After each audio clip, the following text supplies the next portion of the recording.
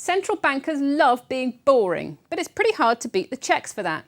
Back in 2013, the Czech central bank unleashed a flurry of excitement when it set an upper limit on its currency, the koruna, in an effort to deflect deflationary pressures. It set a firm limit for the euro's exchange rate with its currency, 27, and ever since then the Czech currency has been hands down the most boring currency on the planet, barely moving from that point. The central bank has achieved this partly through good old-fashioned strong and simple messaging. Early on, it barely needed to intervene, but the general drag on the euro, particularly in light of the ECB's easing measures, has flushed it into some interventions. We're not talking about anything on the scale of Switzerland, Saudi or China, but it has doubled its reserves in euro terms since its decision to stop the koruna climbing. The central bank has always said it will keep this policy in place until 2017, probably until the middle of the year.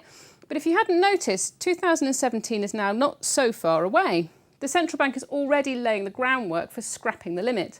Earlier this month, it explained that such a move, Czechzit, HSBC is calling it, will be a one-off and clean, but it wants to be transparent in the process. This is leading some to suspect it could move sooner rather than later next year. In theory, it could be in January, HSBC warns. Now, if this happens, it will be a really fun day in the office for Central European currency nerds, but it won't be the kind of global shock unleashed when the Swiss ditched their currency limit in January 2015. It's just not on the same scale, but it's all certainly enough to raise some eyebrows with some speculators, and it's a risk not to be missed in the coming months.